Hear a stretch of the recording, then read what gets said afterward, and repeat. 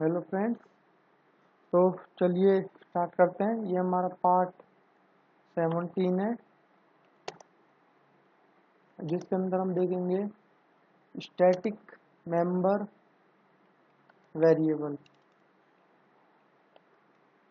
तो स्टैटिक मतलब होता है कि कांस्टेंट, पर यहाँ पर इसका ये मतलब नहीं है constant.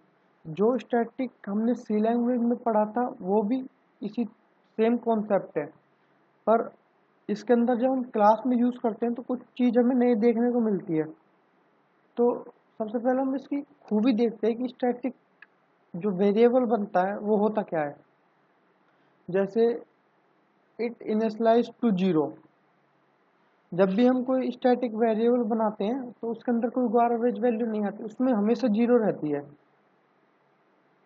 When the first object of class is created, only one copy of that member is created for the entire class and it is shared by all the objects of that classes.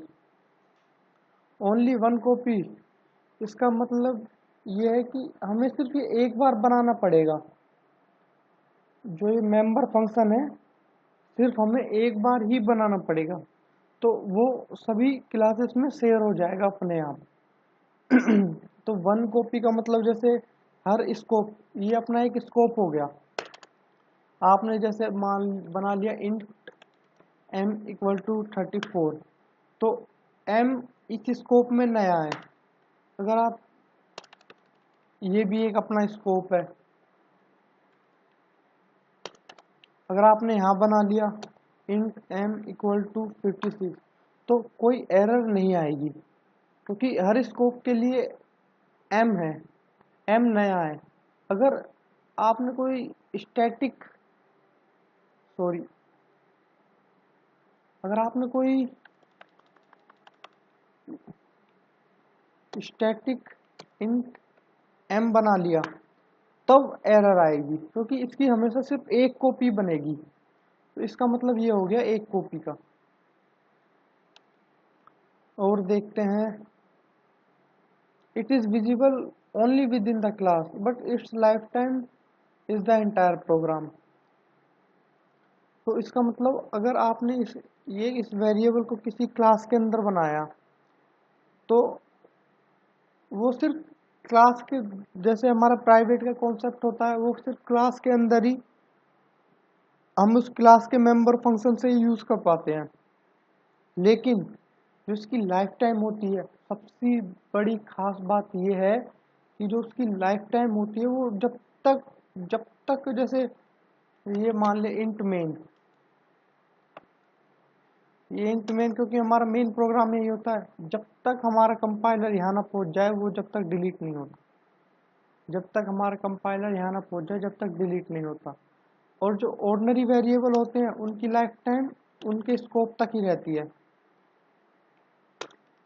जैसे int m, compiler यहाँ पर आया और m की value 45 हो गई, यहाँ पर m की वैल्यू हो जाएगी ख़त्म। जो रैम के अंदर m का ब्लॉक बनेगा वो हो जाएगा ख़त्म। तो इसका मतलब यही हुआ कि it's visible only within the class. अगर आप इसको क्लास में बनाओगे तो क्लास में भी विजिबल रहेगा, अगर आप इसको बाहर भी बनाना चाहते हो तो बाहर भी बन सकता है। But its lifetime is the entire program. बस उसकी जो लाइफ है वो जब तक रहेगी जब तक कंपाइलर इंट मेन के लास्ट वाले कर्ली ब्रेसेस तक ना पहुंच जाए। चलिए एक बार इसको स्टार्ट करते हैं।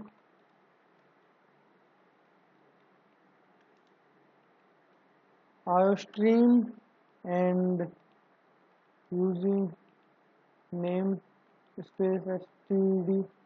तो इसका हम यूज़ क्यों करते हैं? इसका हम यूज़ करते हैं जैसे किसी भी वैल्यू को काउंट करने के लिए और जो सब में कॉमन हो। जैसे static variable are normally use to maintain value common to the entire class.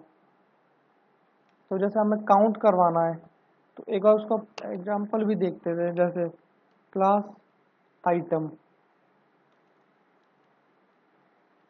Static int, क्योंकि ये ऑर्डिनरी वेरिएबल नहीं है तो इसलिए हमें स्टैटिक लिखना पड़ता है। Number and public, by default private होता है, इसको ध्यान रखना। Void gate data int A, and इसको हम अंदर ही डिक्लेयर कर देंगे, जैसे नंबर क्या हो गया a, and count plus plus. Count हमारा स्टैटिक है और हम इसको इंक्रीमेंट कराएंगे, एंड void get count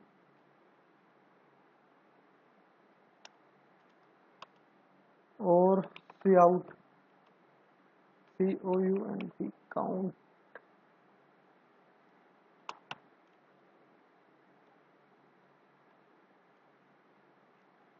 तो यहाँ स्पेस दे देते हैं काउंट एंड एल। तो ये हमारी क्लास बनकर तैयार हो गई है। तो अब इसकी एक मेन चीज और है कि हम इसको क्लास के बाहर, अब हम इसको यूज करेंगे इंट मेन में, तो हमें इसको पहले क्लास के बाहर भी डिक्लेयर करना पड़ता है। जैसे हम मेंबर फंक्शन को भी डिक्लेयर करते हैं बाहर, इसी तरह से हम क्लास के बाहर इस स्टैटिक वेरिएबल को हमें डिक्लेयर करना पड़ेगा। जैसे इंट आइटम, इंट क्लास का नेम एंड सब रेजुलेशन ऑपरेटर एंड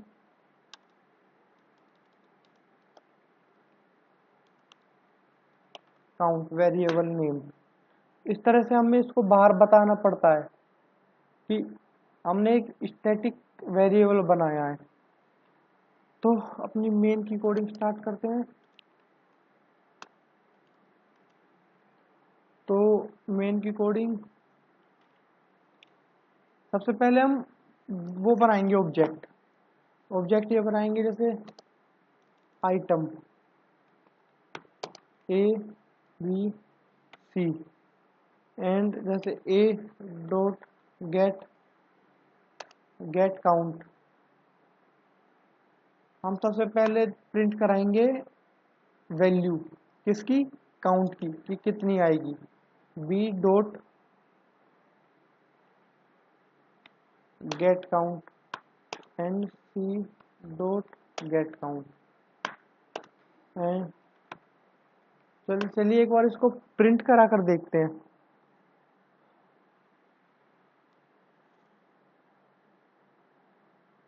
तो काउंट 0 0 0, जैसा मैंने बताया कि इसकी वैल्यू हमेशा 0 रहेगी। और इसको रिटर्न को हटा देते हैं। अब इसमें कुछ वैल्यू पास कराएंगे जिससे इसकी वैल्यू इंक्रीमेंट हो। जैसे ए डॉट गेट डेटा, इसके अंदर मान लो हमने पास करा दिया 50। अब 50 इसमें पास हुआ तो इसका मतलब क्या हुआ कि इंक्रीमेंट हो गया। अब काउंट की वैल्यू हो चुकी है 1, काउंट की वैल्यू हो चुकी है 1। बी डॉट 100 इसमें हमने पास करा दिया। अब काउंट की वैल्यू क्या हो चुकी है, अब काउंट की वैल्यू हो चुकी है 2, क्योंकि ये मैंने बताया ये ऑर्डिनरी वेरिएबल नहीं है।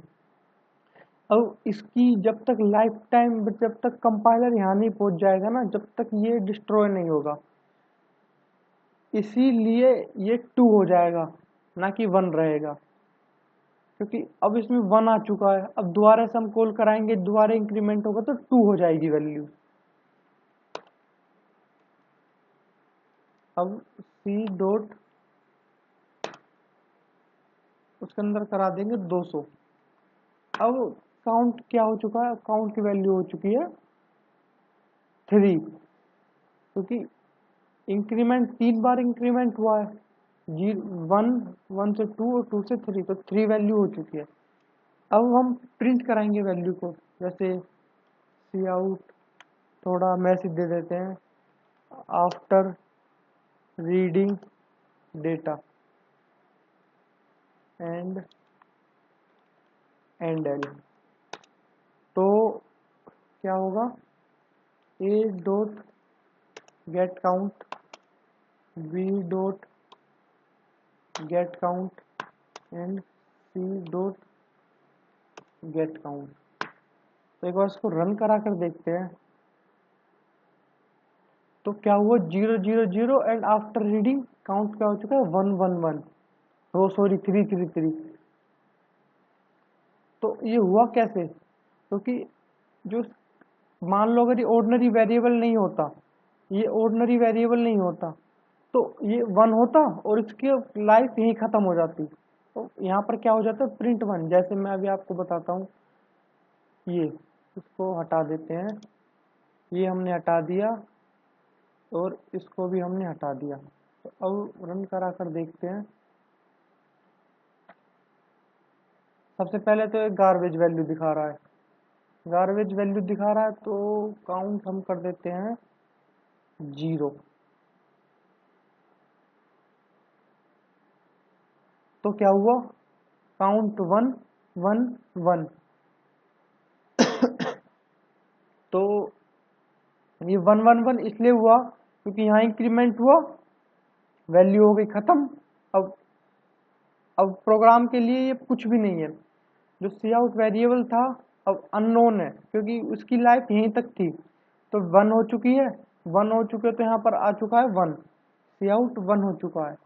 तो 1 हो चुका है, फिर हमने क्या करा दिया, प्रिंट कराएंगे ए डॉट, तो वो 1 प्रिंट कर देगा। जब अगली बार हम ये करेंगे कि बी डॉट गेट डेटा, तो वो कहाँ से स्टार्ट होगा, वो 0 से स्टार्ट होगा, तो यहाँ पर हो जाएगा 1।